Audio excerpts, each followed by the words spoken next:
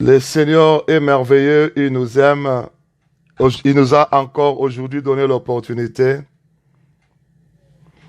de parler de sa part. Est-ce que vous êtes vivants? Vraiment, que le Seigneur soit loué, qu'il soit glorifié pour cela. Amen. Nous allons prier pour la parole. Seigneur, nous te disons merci, te rendons grâce, bénissons ce moment. Nous prions, Seigneur, que ton esprit nous conduise et que Jésus-Christ seul soit glorifié du début jusqu'à la fin. Nous voulons disparaître, que tu apparaisses. Nous voulons diminuer, que tu croisses.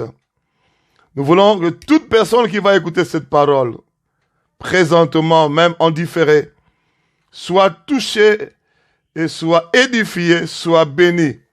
Dans le nom de Jésus-Christ, nous avons ainsi prié et nous disons Amen. Amen. Le Seigneur est merveilleux, il nous aime. C'est pourquoi il nous donne encore l'opportunité, comme je l'ai dit, d'être ensemble. Jésus-Christ, il renouvelle chaque matin ses bontés et ses compassions. J'ose croire qu'aujourd'hui encore, il a renouvelé pour nous le souffle de vie. Nous pouvons parler, nous pouvons manger, nous pouvons bouger parce qu'il y en a qui sont morts. C'est fini pour eux. Et si ce n'était pas bien préparé, c'est l'enfer. Mais nous, il nous a encore donné l'opportunité, l'occasion d'être vivants. C'est-à-dire, nous pouvons rectifier les tirs. Si quelque part dans nos vies, il y avait des choses qui n'allaient pas bien, nous pouvons nous repentir et être prêts pour l'enlèvement. Nous allons parler aujourd'hui de la puissance de l'Église primitive. La puissance de l'Église primitive. Beaucoup de gens vont dire, mais pourquoi le pasteur choisit seulement de parler de la puissance de l'Église primitive? L'Église primitive, ce n'est autre chose que l'Église du Seigneur Jésus-Christ. Mais pourquoi nous avons mis l'accent sur l'Église primitive? C'est dans l'Église primitive, cette Église qui est naissante, c'est là où nous voyons les principes de Dieu. Ce que Dieu a toujours voulu que son Église soit, la puissance que Dieu a toujours voulu que son Église puisse dégager, puisse opérer dans cela. Nous voyons cela dans l'Église primitive. Parce que aujourd'hui, nous voyons une grande différence entre l'Église d'aujourd'hui et l'Église primitive. Je vous donne un seul exemple. Actuellement, nous voyons sur les réseaux sociaux beaucoup de pasteurs qui sont initiés dans la magie, dans la sorcellerie, dans l'occultisme. Ils étaient déjà pasteurs, ils servaient déjà le Seigneur, ils opéraient déjà dans le Saint-Esprit, mais à la longue, ils sont gagnés pour Satan. Il y en a qui se répandent par la suite et qui témoignent. Nous avons plusieurs témoignages dans les réseaux sociaux. Mais c'est dans l'Église primitive, lorsque l'Église a commencé, il n'en était pas ainsi.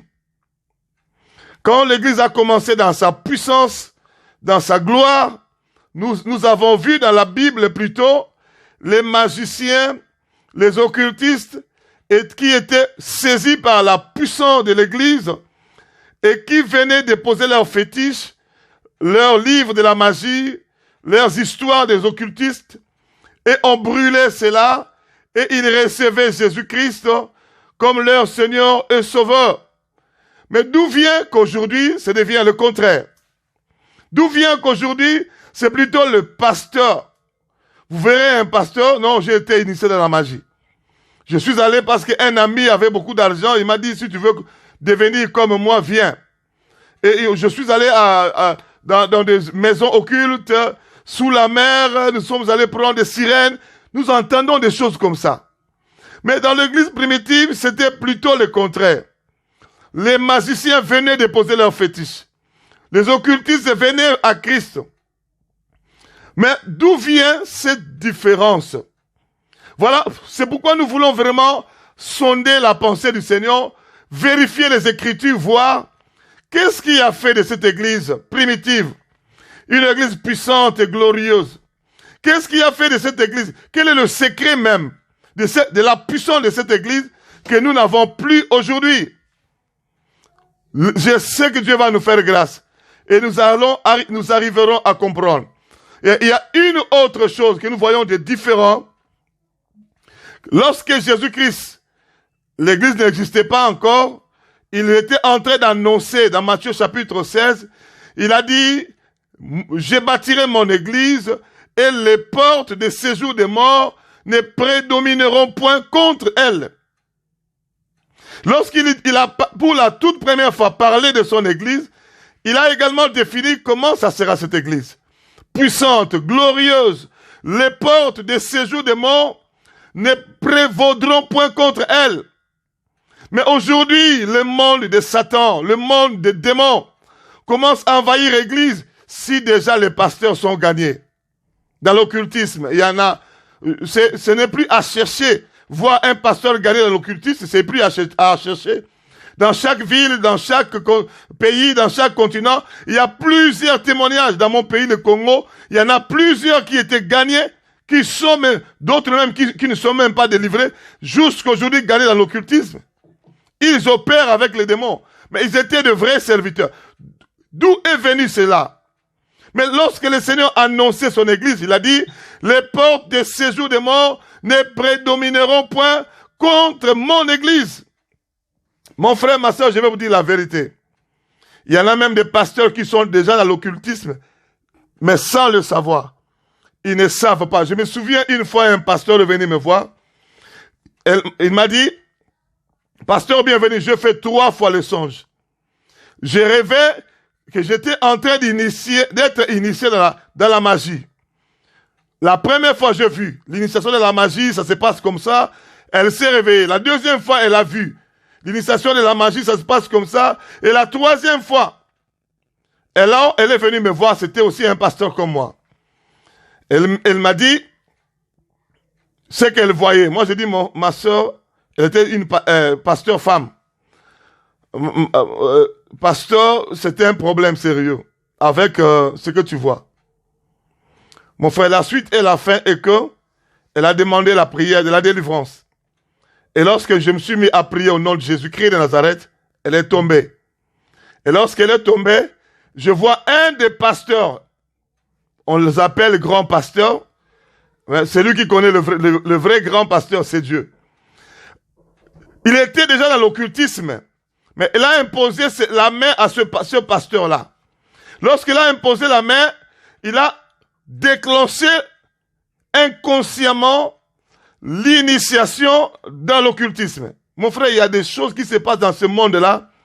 Si Dieu ne t'ouvre pas les yeux pour voir, tu ne croiras pas. Elle était initiée inconsciemment. Elle voyait ça seulement dans des songes. Elle voyait ça seulement dans des songes. Et quand nous sommes mis à faire la délivrance, et j'ai vu ces soi-disant pasteurs-là qui étaient déjà dans la magie, et celui qui avait imposé les mains pour commencer l'initiation. Mon frère, il y a plein de pasteurs qui sont déjà dans l'initiation dans la magie, mais ils ne sont pas conscients.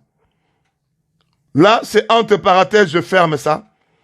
Je suis en train de parler de la puissance de l'église primitive.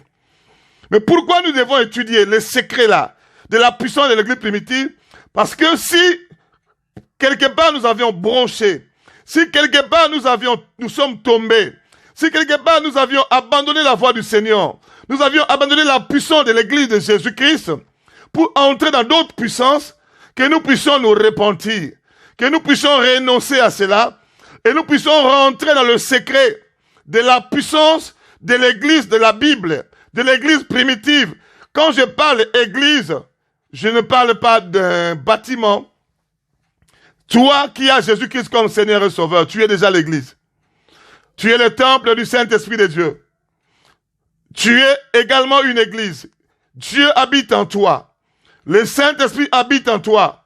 Tu es également église. L'église, c'est aussi là où 2 ou 3 se réunissent en son nom, il est là. Ça peut être un seul groupe, vous priez, c'est déjà l'église. Ça peut aussi être une église locale, située dans une ville, une église locale, située quelque part, l'église d'Antioche, l'église d'Éphèse, c'est une église locale. L'église, c'est l'église comme homme, l'église, c'est l'église locale, l'église, c'est aussi l'église universelle. L'ensemble de tous les frères et sœurs, le véritable frères et sœurs en Christ, l'ensemble de véritables enfants de Dieu, l'ensemble de véritables fils et filles du royaume.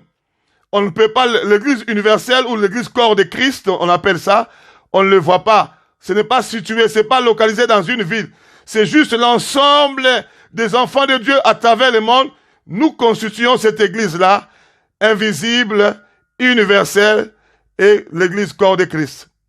Mais quand nous parlons de la puissance de l'église primitive, dans l'église primitive qui a commencé le jour de la Pentecôte, Actes des Apôtres chapitre 2, il y avait à la fois église homme, les églises hommes, les hommes, comme temple du Saint-Esprit, comme église. Il y avait aussi la naissance d'une église locale, l'église locale de Jérusalem. C'était aussi la naissance de l'église corps de Christ. C'est-à-dire, l'église a commencé là. Actes des Apôtres, chapitre 2, nous y reviendrons prochainement. Mais cette église était puissante. Nous voyons lorsque l'église primitive dans Actes des Apôtres a commencé, le premier jour déjà, l'apôtre Pierre s'est levé, il a parlé aux gens qui étaient là devant. Quand il a fini de parler, la première prédication, le premier discours, parce que c'était une église puissante, le premier discours, 3000 âmes se sont converties. On les a baptisés. Le premier discours, la première évangélisation, le premier prêche, 3000 personnes se sont converties. Mais aujourd'hui, nous prêchons. Nous crions même. Mais pourquoi il y a si peu de conversions? Pourquoi il y a si peu de personnes qui décident de suivre Christ? Ce n'est pas seulement de parler. Le problème, ce n'est pas seulement de parler, mais c'est d'évangéliser ou de faire le discours, de prêcher sous la puissance du Saint-Esprit, sous la puissance de Dieu. L'église primitive, c'était une église puissante, une église glorieuse, une église forte, capable de gagner 3000 âmes dans une seule prédication, capable de gagner 5000 âmes quelque temps après. Les miracles, n'en parlons pas. Les guérisons, n'en parlons pas. Les aveugles voyaient, le paralytique marchait, les sourds parlaient, les délivrances s'opéraient. Mais aujourd'hui, pourquoi nous ne voyons plus ça? Aujourd'hui, il y a même une pasteur qui commence à fabriquer les miracles. Il prend les aveugles, les faux aveugles, il les met là, quelqu'un qui vient avec une sorte de canne comme ça, il fait semblant d'être aveugle. Quand il va commencer à prier, j'ai vu, alors que c'est pas un vrai aveugle. Vous vous rendez compte? Mais à l'époque de l'église primitive, c'était pas des choses comme ça. C'était de vrais miracles au nom de Jésus-Christ. C'était de vraies délivrances. Ce n'était pas des délivrances par Belzébul, parce qu'il y a des gens qui chassent des démons par Belzébul. C'était pas le miracle de chasser des démons par Belzébul. Non. C'était de vrais miracles par la puissance de Dieu, créateur des cieux et de la terre. D'où est venue cette puissance de l'église primitive? Chaque chrétien était puissant. Chaque chrétien était fort. Même un seul diacre, le diacre Philippe, un diacre, c'était même pas un ministre de Dieu, un diacre. Il est allé à Samarie, Actes des Apôtres chapitre 6, il a bouleversé toute une ville. Les gens qui croyaient à Simon le magicien, la ville était prise en tenaille, la ville était prise en prison par la magie de Simon le magicien.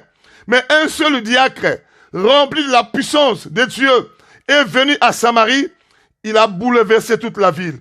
Les gens qui suivaient la magie se sont détournés de la magie pour suivre la parole du Seigneur. Les gens qui étaient tout le temps scotchés à la magie, matin, midi, soir, se sont détournés de la magie pour suivre Philippe le diacre. Parce qu'il voyait des miracles. Les boiteux parlaient, les boiteux marchaient, les paralytiques marchaient, les aveugles voyaient, les muets parlaient, les sourds entendaient, les démons étaient chassés. Même le magicien Simon a vu ces gens. Il a dit, moi j'ai la puissance de la magie, mais ça je n'ai jamais vu. Oh. Il est venu lui-même aussi donner sa vie à Christ. Mais aujourd'hui, pourquoi nous ne voyons plus des choses comme ça? Pourquoi nous ne voyons plus, même les pasteurs sont gagnés dans la magie. À combien plus forte raison maintenant le fidèle? Si déjà les pasteurs sont gagnés dans la magie. Moi je ne parle pas de tous les pasteurs. Hein. Je parle des pasteurs qui témoignent sur YouTube. J'ai été initié dans la magie, des pasteurs comme ça. Et je parle aussi des témoignages des satanistes qui sont convertis à Christ et qui témoignent qu'ils ont eu à initier plusieurs pasteurs de la magie. Ils étaient vraiment satanistes, mais ils sont maintenant en Christ. Ils sont maintenant en train de témoigner. Je connais le pasteur Jonas. Il est à côté de Lubumbashi.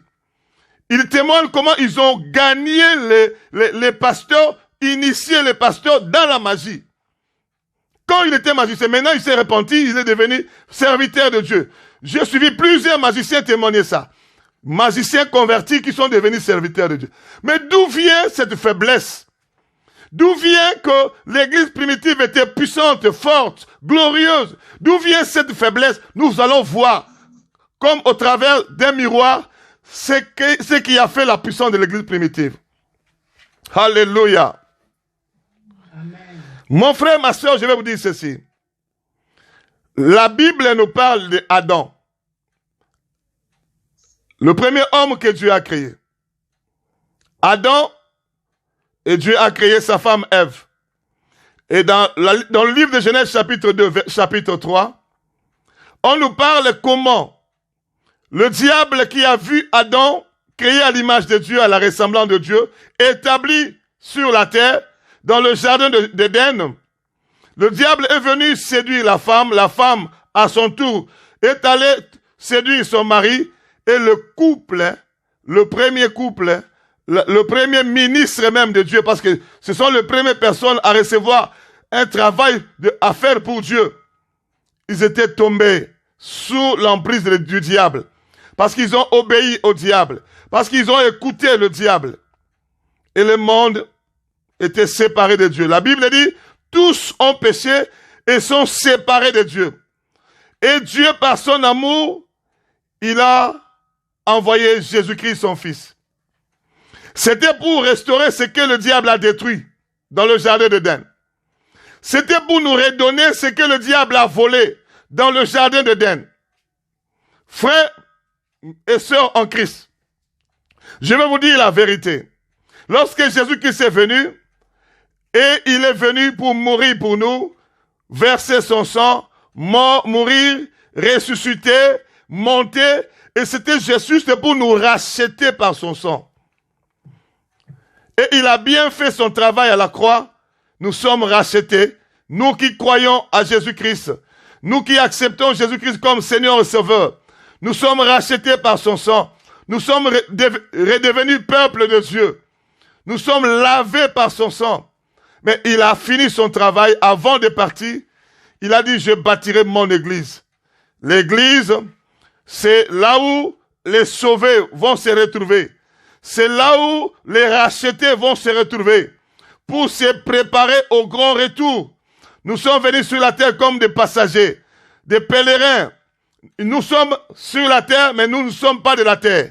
Nous sommes citoyens du ciel, concitoyens de Christ. Nous sommes là dans l'église. Et c'est l'église qui nous fait vivre ce que nous vivrons dans le royaume. Il a dit que sa volonté soit faite sur la terre comme au ciel. Mais c'est l'église qui impose la volonté de Dieu comme au ciel. Le Seigneur a dit, je bâtirai mon église. Je vous l'ai déjà dit. Il a dit, ça sera une église puissante. Les portes de séjour des morts ne prédomineront point contre elle. Le camp de l'ennemi Satan ne prédominera pas contre l'église. Il a déjà défini. Mais l'église n'avait pas encore commencé. Jésus-Christ s'est choisi un noyau. Un noyau. Pour préparer l'église sur la terre, lorsqu'il est descendu sur la terre, il a fait 3 ans et demi. Mon frère, Jésus-Christ a fait 3 ans et demi du ministère. Il a fait 30 ans avant de commencer son ministère. À l'âge de 30 ans, il a commencé le ministère. Il s'est choisi un groupe. Et il a fait seulement 3 ans et demi de son ministère sur la terre.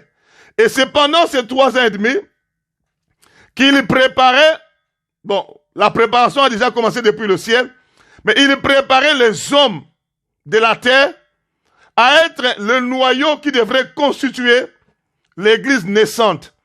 Il a pris le Pierre, le Jean, le Jacques, vous connaissez tous ces apôtres-là. Ils étaient d'abord disciples, après ils sont devenus apôtres. Il les a choisis, il les a appelés, et ils sont devenus des disciples. Ils marchaient avec Jésus-Christ de ville en ville, de village en village.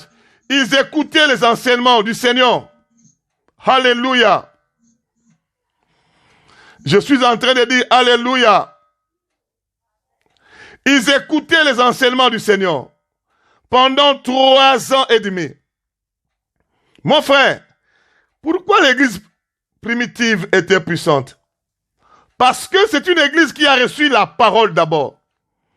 La première des choses que Jésus-Christ a reçu à faire, c'est à ce noyau-là qui s'est choisi, à ces disciples qu'il a mis à part pour lui, c'était le transfert de la parole. Le Seigneur a transféré pendant 3 ans et demi la parole à ce groupe, à ce noyau. Mon frère, l'église, quand ça a commencé le jour de la Pentecôte, c'était une église déjà enseignée. Ils ont reçu 3 ans et demi de la parole. L'enseignement de Jésus-Christ, la vraie parole. Ce n'est pas la théologie. Ce n'est pas les doctrines qu'on fabrique à la taille des iniquités qu'on met. Ça, c'est notre doctrine de notre communauté. Non, non, non. Ce n'était pas ça.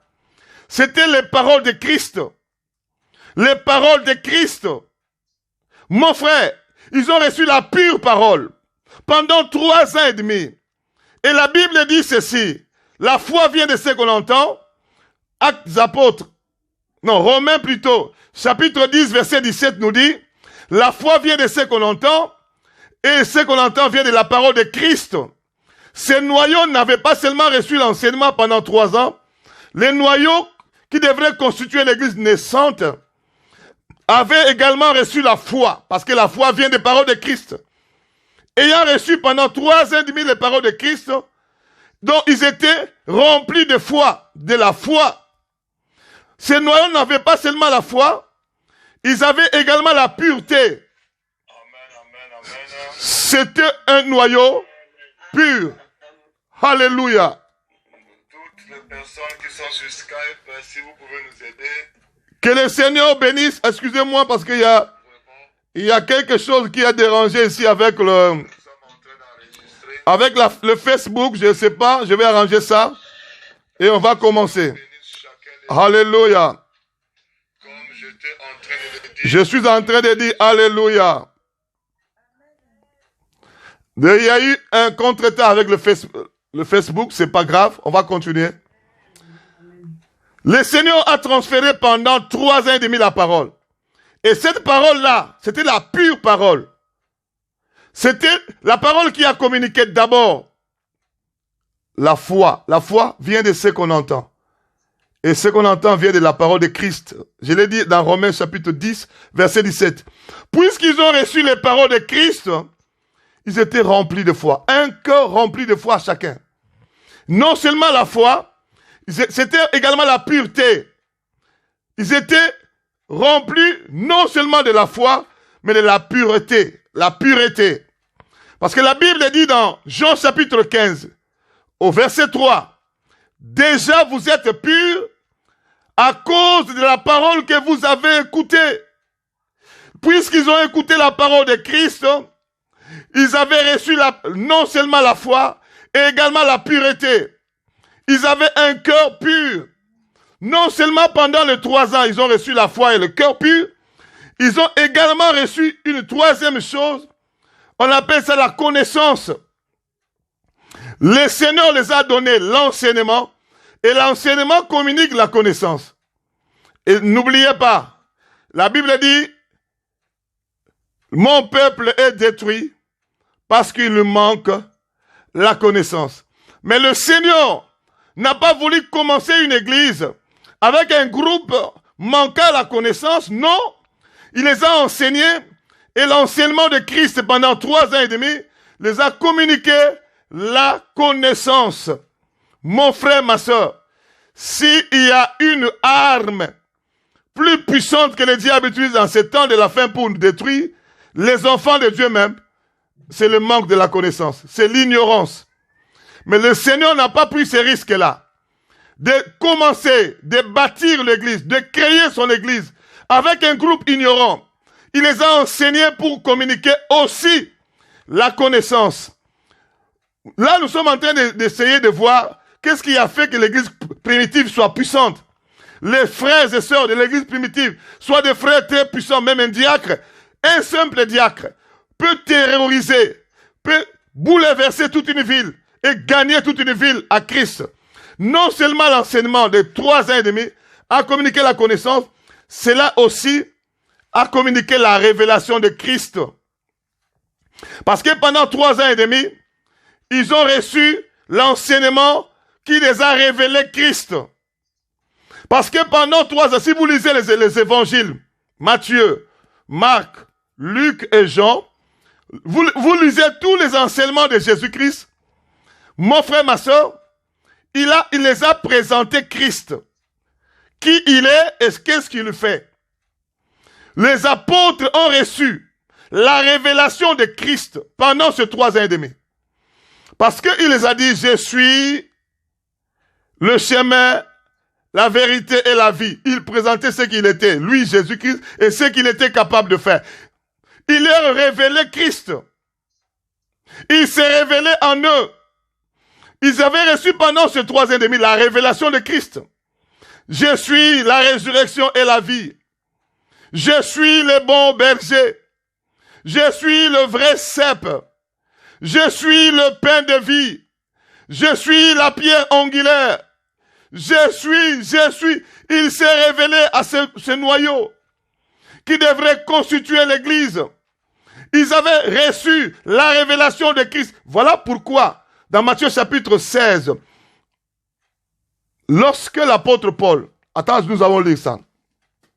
Lorsque l'apôtre Pierre, on lui a posé la question de savoir, que dites-vous que je suis, moi, le Fils de l'homme? L'apôtre Pierre a répondu, et le Seigneur a certifié, en disant, ce n'est ni la chair ni le sang qui t'ont révélé Christ, mais c'est mon Père qui est dans les cieux.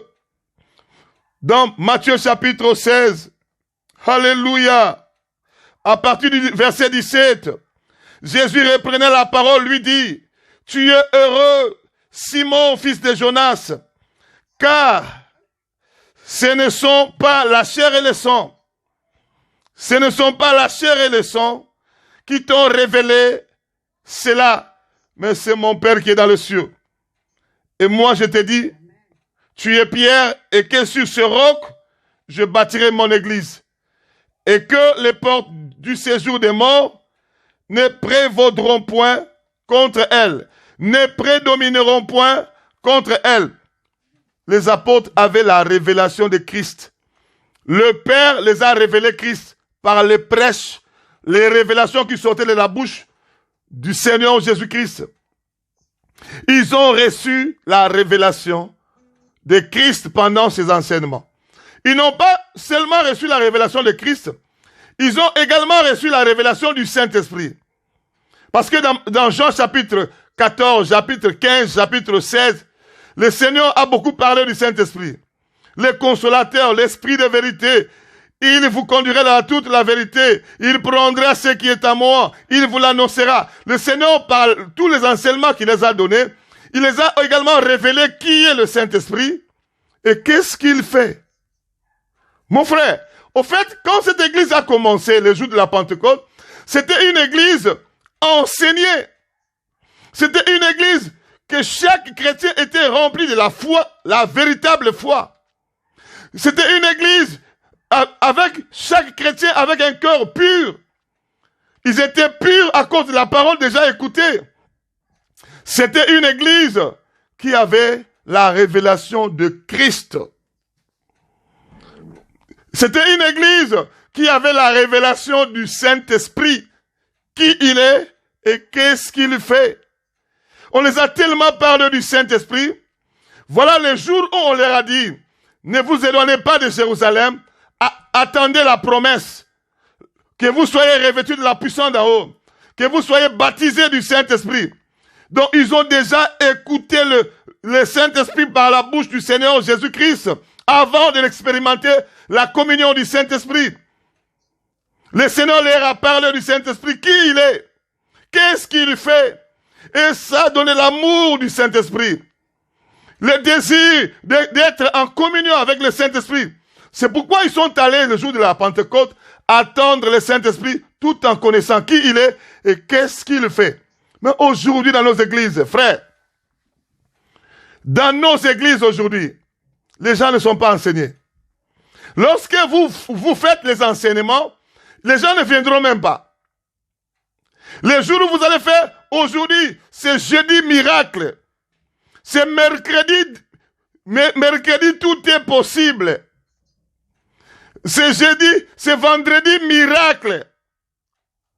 Tu vas voir beaucoup de gens dans l'église. Alléluia, en train de prier, en train de prier, en train de prier, en train de prier. Mais le jour, non, aujourd'hui c'est le jeudi enseignement. Tu ne verras pas autant de personnes que lorsque vous faites jeudi miracle. Pourquoi? Parce que les gens n'aiment pas être enseignés. Le diable a mis dans le cœur de beaucoup d'enfants de Dieu que l'enseignement là, c'est pas bon. Ils veulent tout de suite là, avoir des solutions tout de suite. Mais l'enseignement peut te délivrer, mais peut-être la prédication, ça va seulement te booster ta foi et recevoir quelque chose. Mais ce que l'enseignement peut te donner, la prédication ne te donnera pas. Parce que l'enseignement te donnera la connaissance.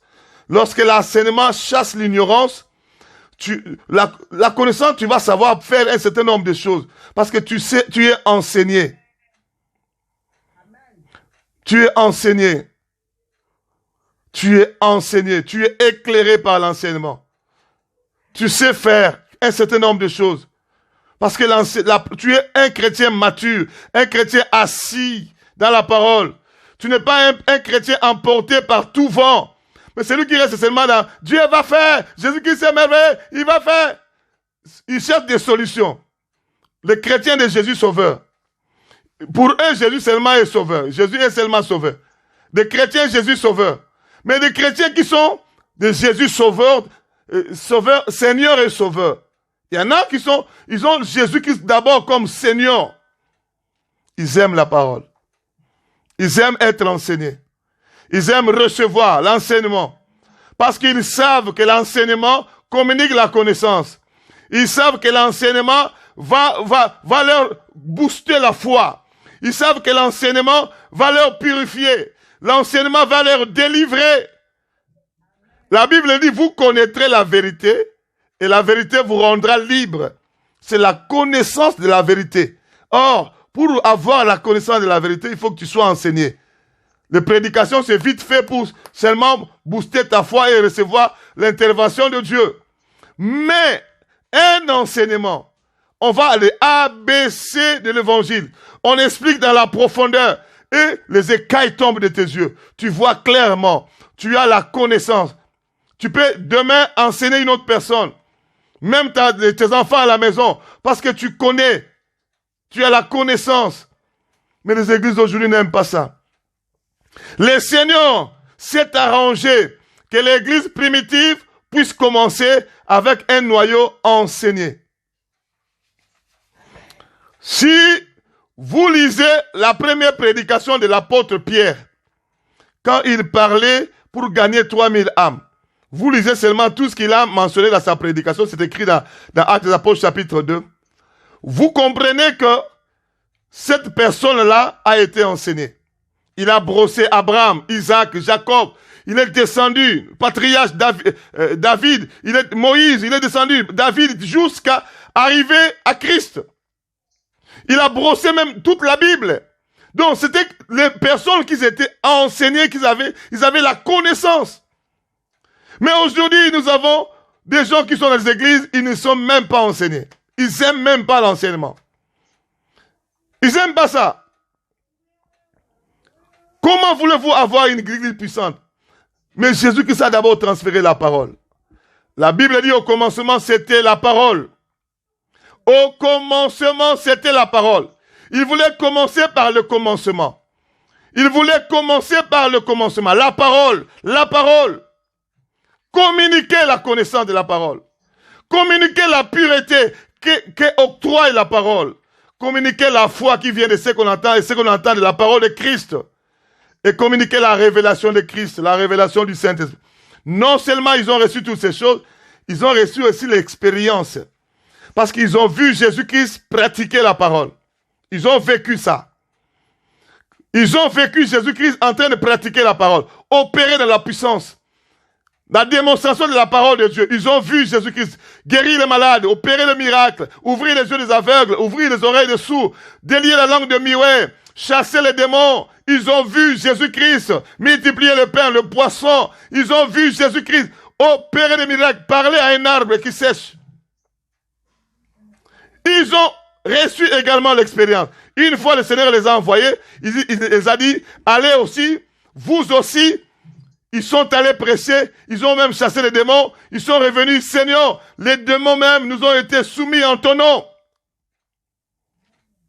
Mon frère, ma soeur, l'église primitive, c'était une église puissante, c'était une église forte, c'était une église glorieuse, avec de frères et sœurs puissantes et glorieux, qui manifestaient la gloire de Dieu dans ce qu'ils faisaient. Pourquoi? Parce que l'église a commencé avec les gens enseignés. Jésus-Christ a transféré premièrement la parole. Transfert de la parole. Alléluia. Voilà, lorsqu'il a fini. Je vais vous dire deux choses avant de clôturer. Le Seigneur Jésus-Christ, il n'a pas transféré tout ce qu'il avait comme parole. Dans le livre de Jean, il n'a pas transféré tout ce qu'il avait comme parole. Dans le livre de Jean, il a dit ceci. Dans le Jean chapitre 14, il ne les a pas tout dit. Jean chapitre 14, il a dit quelque chose de très, très, très important. Oh, qu'est-ce que je suis en train de dire? Jean chapitre 14, c'est ça? Non. C'est Jean chapitre 16. Jean chapitre 16, au verset 12. Le transfert de la parole s'était arrêté quelque part. Et Jésus-Christ voulait donner comment on appelle ça? Le bâton à quelqu'un d'autre. Qu'est-ce que la Bible dit? Jean chapitre 16, au verset 12. J'ai encore beaucoup de choses à vous dire. J'ai encore beaucoup de choses à vous dire. Je ne vous ai pas tout dit. Je transférais la parole à vous pour aller commencer l'église. Mais j'ai encore beaucoup de choses à vous dire. Mais vous ne pouvez pas les supporter maintenant. Vous ne pouvez pas supporter maintenant. Quand le consolateur sera venu, l'esprit de vérité, il vous conduira dans toute la vérité. Car il ne parlera pas de lui-même, mais il dira tout ce qu'il aura entendu et il vous annoncera les choses à venir. Verset 14.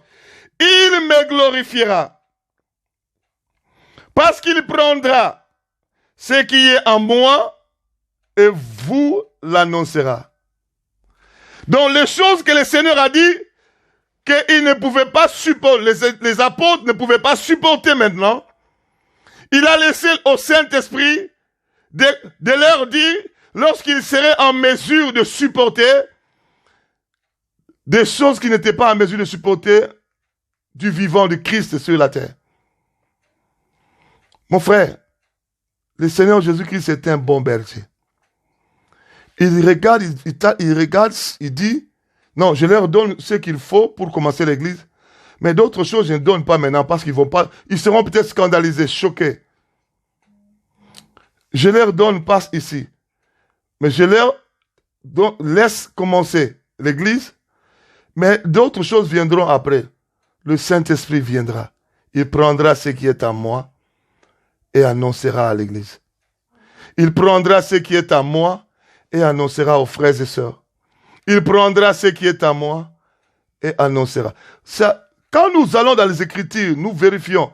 L'apôtre Pierre et l'apôtre Paul, ils ont également fait. Quelque part, la Bible dit, l'apôtre Paul a dit, je vous ai donné du lait et non de la nourriture solide parce que vous ne pouvez pas la supporter. Vous ne pouvez pas supporter la nourriture solide. Ça, c'est dans 1 Corinthiens chapitre 3. Il a dit, je vous ai donné du lait et non de la nourriture solide parce que vous ne pouvez pas la supporter. Vous ne pouvez pas supporter la nourriture solide. C'est l'apôtre Paul également a suivi le même système que Jésus-Christ. Il a donné du lait aux disciples. Il a gardé la nourriture solide parce qu'il a trouvé que maintenant, ils ne peuvent pas supporter ça. Regarde, l'apôtre Paul va dans le même principe dans 1 Corinthiens chapitre 3 au verset 2. Qu'est-ce que la Bible nous dit dans 1 Corinthiens chapitre 3 verset 2? Je vous ai donné du lait, non de la nourriture solide, car vous ne pouviez pas la supporter. Le Seigneur Jésus-Christ dans le livre de Jean, chapitre 16, au verset 12, il dit, j'ai encore des choses à vous donner, vous ne pouvez pas supporter maintenant. Mon frère, quand le Seigneur le fait, il laisse ça comme un principe que nous devons suivre. C'est-à-dire, quand nous commençons l'église, de prime abord, nous ne pouvons pas directement donner des choses que les bébés spirituels ne peuvent pas supporter. Il faut d'abord donner du lait et ensuite de la nourriture solide. C'est le principe que Jésus-Christ a fait avec les apôtres, les disciples. C'est le principe aussi que l'apôtre Paul nous a donné dans 1 Corinthiens chapitre 3, verset 2. C'est le principe aussi que l'apôtre Pierre a donné quand il a dit désirer comme des enfants nouveau-nés dans 1 Pierre chapitre 2. Désirer comme des enfants nouveau-nés, le lait spirituel est pur, afin que vous croissiez. Mon frère, le Seigneur a donné du lait, il a gardé la nourriture solide. Il a dit, quelqu'un d'autre va venir. Le Saint-Esprit, c'était d'abord le transfert de la parole et ensuite le transfert de l'esprit. Alléluia. Il les a envoyés, il a dit, allez dans la chambre haute, ne quittez pas Jérusalem. Allez attendre ce que le Père avait promis. Parce que Jean-Baptiste leur a dit, je vous ai baptisé d'eau, mais il y a quelqu'un qui vient après moi. Lui, il vous baptisera du Saint-Esprit et du feu. J'ai transféré la parole pendant 3 ans et demi. Mais ce n'est pas encore fini. Il faut qu'il y ait encore transfert de l'esprit, transfert de la puissance d'en haut. Ce qui a fait de l'église une église puissante, glorieuse, forte, capable de terrasser le magicien, les occultistes, capable de gagner les plus incrédules dans l'évangile, c'est la parole que le Seigneur a transférée. Et c'est aussi l'esprit que le Seigneur a transféré, la puissance du Saint-Esprit, la puissance d'en haut. Mon frère, ma soeur, mais nos églises d'aujourd'hui, la parole n'est pas là. Le Seigneur a commencé par le transfert de la parole. Et ensuite, il est allé par le transfert de l'esprit. On ne peut pas brûler les étapes. Il y a des gens, vous voyez, ils manifestent les dons, les grâces du Saint-Esprit, mais il n'a pas la parole. Et quand tu n'as pas la parole, tu vas à la puissance, tu vas te perdre. Parce que tu peux être puissant. Mais si tu n'as pas la parole qui forme ta vie, qui forme ton caractère même, tu feras des grandes bêtises avec ta puissance sans la parole. Vous connaissez l'histoire de Samson. Samson était plein d'esprit. Je n'ai jamais vu quelqu'un manifester la puissance du Saint-Esprit comme ça. Hein? Lui qui pouvait, par la puissance du Saint-Esprit, saisir des renards 2 par 2. Il met leur queue ensemble. Il met le feu. Vous voyez, une telle puissance extraordinaire. Mais parce que le caractère n'était pas traité. On l'a emprisonné par les ennemis. On l'a creusé ses yeux. Il est devenu aveugle. Il a perdu la vue, la vision. Non seulement il était emprisonné, non seulement on l'a creusé, les yeux ne voyaient plus. Et après, c'était la mort. Il est mort. Prématurément, il est mort jeune, il a laissé sa femme, mon frère. Et pourtant, il avait la puissance. Il avait la puissance. Il pouvait prendre un os comme ça et terrasser même tout un peuple. Lui seul. Quelle puissance! Mais la prudence n'était pas. C'est la parole qui te donne la prudence. C'est la parole qui te donne la connaissance. Comment tu peux connaître l'ennemi et comment tu peux déjouer le plan de l'ennemi. C'est la connaissance, mon frère. C'est la parole, ce n'est pas la puissance. C'est-à-dire, le Seigneur a commencé par donner à cette église-là la parole. Et puis, il a pris 3 ans et demi.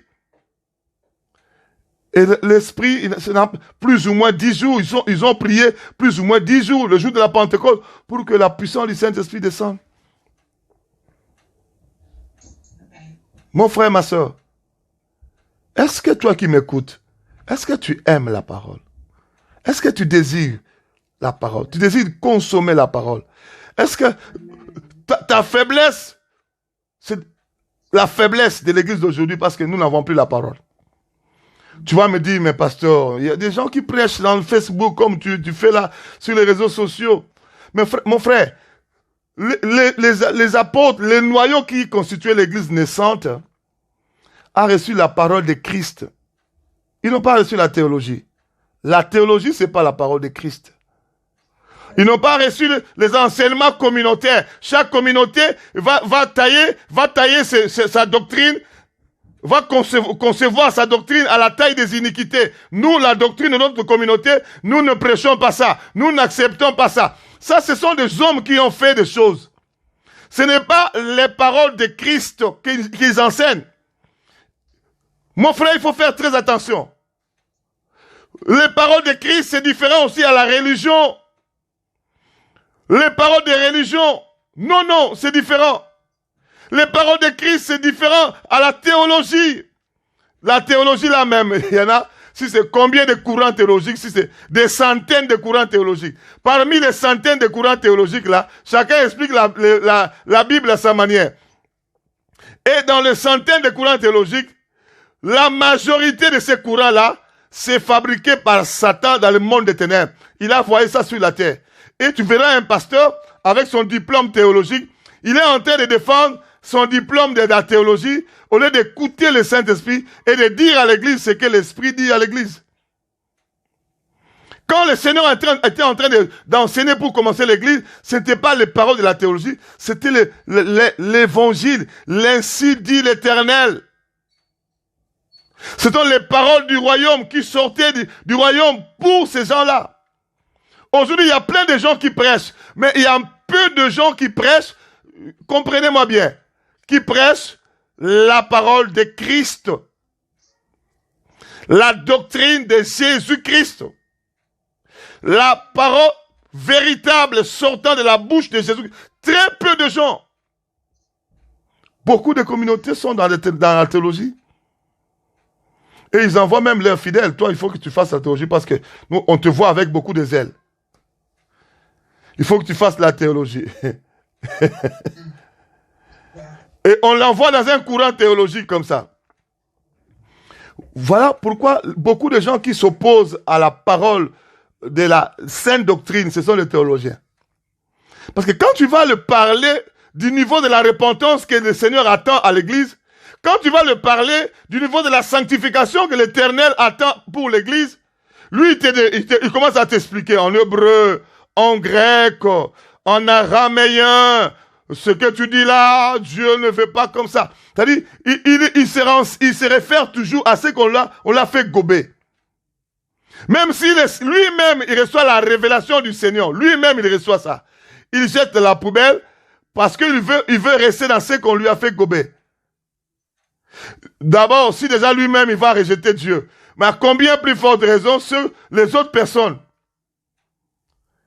Ces gens-là ont la connaissance, j'appelle ça, on appelle ça connaissance, mais en réalité, c'est l'ignorance. Moi, j'appelle ça l'ignorance avec bagage. L'ignorance avec bagage théologique. L'ignorance avec bagage des doctrines communautaires. L'ignorance avec bagage de la religion. Et une telle personne qui a l'ignorance avec bagage, pour enlever ça dans sa tête, c'est pas possible. Nous tous, nous étions dans ce nombre-là. Mais moi, je trouve que c'est la grâce qui nous a localisés. C'est tout simplement, moi-même, je me rends pas compte comment j'ai pu quitter cette logique théologique-là pour entrer dans la sainte doctrine. Je me rends pas compte quel a été le déclic. Si vous me posez la question, je dirais c'est Dieu. Et après, quand je suis rentré dans la sainte doctrine, je suis rentré dans ce que l'Esprit dit aux églises. Quelle paix du cœur. Je dors et je me réveille dans la tranquillité. Je n'ai plus de difficultés pour chasser des démons. Quand je me mets à parler, les démons commencent à courir. Et quand je vais prêcher la parole, les démons commencent à se manifester. Bienvenue, pourquoi est-ce que tu ne peux pas abandonner ce message-là que tu prêches? Les démons m'implorent d'abandonner ce que je prêche. Est-ce que tu ne peux pas faire comme tous les autres pasteurs? C'est alors que j'ai posé la question, pourquoi? Ton message là nous embête. Ton message nous embête. Nous embête. Ah bon? Pourquoi tu ne fais pas comme tous les autres pasteurs? J'étais déjà là, je ne peux plus retourner là-bas. Maintenant, je vais prêcher ce que l'Esprit dit aux églises. L'église primitive était puissante parce qu'ils ont reçu le transfert de la parole de Christ. J'insiste là-dessus. Enseigner pendant 3 ans, tu peux aussi le faire. Mais si tu ne donnes pas les paroles de Christ, tu donnes la théologie, ça ne rendra pas cette église forte. Tu donnes ce que les hommes ont conçu comme doctrine communautaire, qui est taillée à la taille des iniquités, ça ne donnera pas la puissance qu'il faut. Ils ont été puissants parce qu'ils ont reçu les paroles de Christ. Nous devons faire un effort, nous. Priez Dieu. Que Dieu nous fasse grâce, que nous puissions rester dans les paroles de Christ. Dans la sainte doctrine de Christ. Que nous puissions quitter, nous repentir. Toutes les fois où nous sommes allés dans ces enseignements théologiques. Moi, j'avais même des livres, acheté plusieurs livres même. D'autres, j'ai jeté, d'autres, j'ai mis dans le cave. J'ai jeté ça en bloc. D'autres, je n'ai même pas eu le temps de jeter, j'ai mis ça dans le cave. Je vais vérifier un jour, je ne sais même pas si j'aurai le temps de vérifier. J'ai acheté des livres, toujours des livres. Je ne dis pas que tous les livres qu'on a écrits, c'est mauvais, c'est pourquoi je n'ai pas jeté. Vérifier quel livre a la doctrine de Christ et quel livre nous raconte des histoires de théologie fabriquées par Satan. Je vais fouiller aussi. Et il faut lire des choses que l'Esprit te dit de lire. Amen. Alléluia. Amen. Ne négligeons pas les paroles de Christ et ne négligeons pas la conduite du Saint-Esprit. La communion du Saint-Esprit. Ce sont ces 2 transferts-là qui a fait de l'église primitive une église puissante. Ce sont ces 2 transferts-là qui a fait de l'église primitive une église forte, glorieuse. La parole et la puissance du Saint-Esprit. Alléluia. Et ce sont ces 2 choses-là qui feront de nous, église de ces temps-ci, une église puissante, glorieuse. Les paroles de Christ en nous et la puissance d'en haut, la puissance de l'Esprit de Christ. Alléluia. Amen. Mon frère, ma soeur, c'est ce que nous sommes en train de faire comme effort. C'est ce que nous sommes en train de faire comme effort. Amen. De retourner totalement dans les paroles de Christ qui communiquent la foi. De retourner totalement dans la puissance d'en haut du Saint-Esprit. Parce que le jour où le Saint-Esprit est descendu, il n'est pas descendu seul. Le Saint-Esprit est descendu avec les dons spirituels. Il est descendu avec les fruits de l'Esprit aussi. Donc, Ils ont reçu la puissance d'en haut. Ils ont reçu la puissance du Saint-Esprit. Le Saint-Esprit a déversé sur eux les dons de l'Esprit, les dons du Saint-Esprit. Le parler en langue, la prophétie, l'interprétation de langue, le discernement des esprits, les dons de la foi, les dons de miracles, de guérison, la parole de connaissance. Et les 9 dons. Il a aussi communiqué le fruit de l'esprit. L'amour, la paix, la joie, la bonté, la bienveillance, la fidélité, la patience, la douceur, la maîtrise de soi. Alléluia! C'est-à-dire, il avait la parole, véritable parole, la foi, véritable foi, la connaissance, véritable connaissance, la pureté, véritable pureté, la révélation sur Christ, véritable révélation, la révélation sur le Saint-Esprit, véritable révélation sur le Saint-Esprit. Lorsque le Saint-Esprit est descendu, ils ont reçu les dons spirituels, véritables dons spirituels. Pas les dons des démons, parce que les démons viennent aussi avec les dons spirituels. Tu vas voir quelqu'un en train de prophétiser, c'est un démon qui prophétise. Vous connaissez l'histoire de Python, non? De la femme qui avait l'esprit de Python, Actes des Apôtres, chapitre 16, à partir du 16e verset.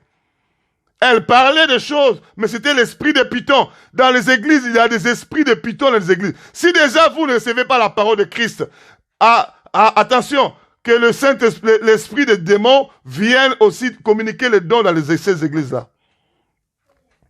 Vous verrez les gens prophétiser, mais ils sont en train de prophétiser par Python. Vous verrez des gens en train de parler en d'autres langues, mais ils sont en train de parler en d'autres langues par des démons.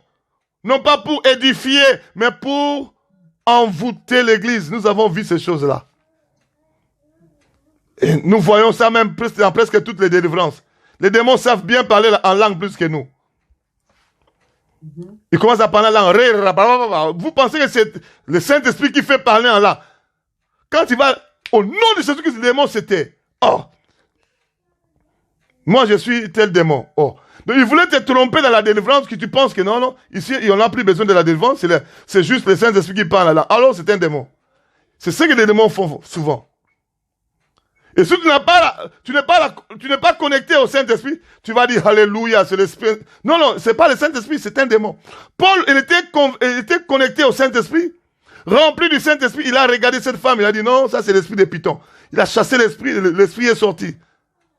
Mon frère, ma soeur, dans l'église primitive, c'était pas des choses comme ça.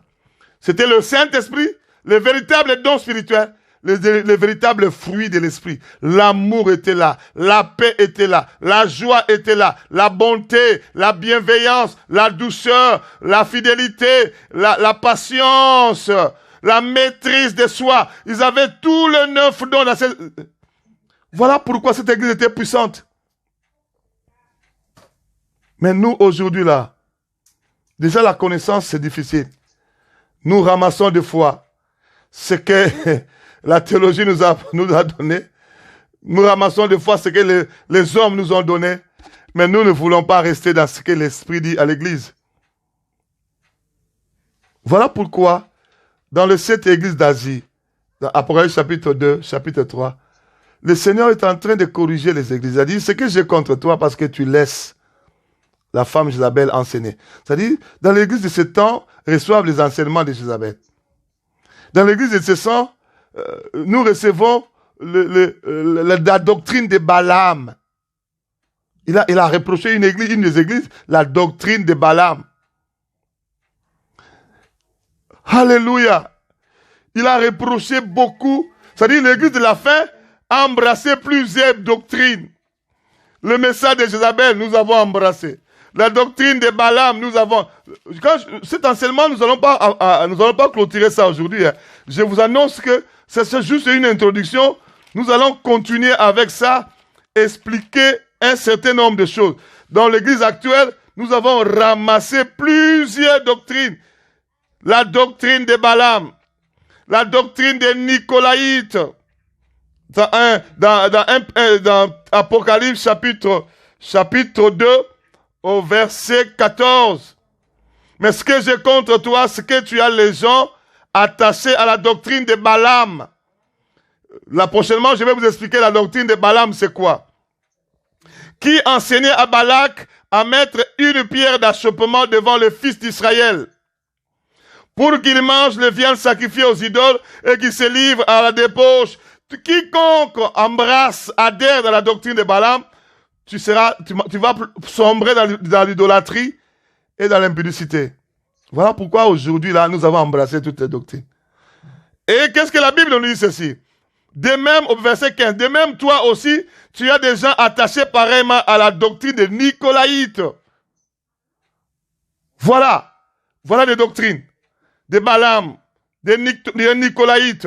Dans le chapitre 2, au verset 20, mais ce que j'ai contre toi, tu laisses la femme Jézabel qui se dit prophétesse enseigner. Nous avons les enseignements de Jézabel. Ça, je l'ai dit, beaucoup de gens, quand ils voient une femme enseigner, ils disent non, ça c'est Jézabel. Non, même les églises où les femmes n'enseignent pas, la doctrine, l'enseignement de Jézabel est dedans. Je l'ai dit et je le répète toujours. Oui, ils ont dit la femme ne peut pas enseigner, ça c'est bon. Mais cela ne veut pas dire que la doctrine de Jézabel n'est pas là. La doctrine de Jézabel peut sortir de la bouche d'un homme qui enseigne. Alléluia. Voilà toutes ces doctrines que nous avons ramassées dans ce temps de la fin où Jésus-Christ est en train de réprimander les églises du temps de la fin. Alléluia. Mais dans la dernière église de Laodicée, Apocalypse chapitre 2, ça c'était aussi une reproche.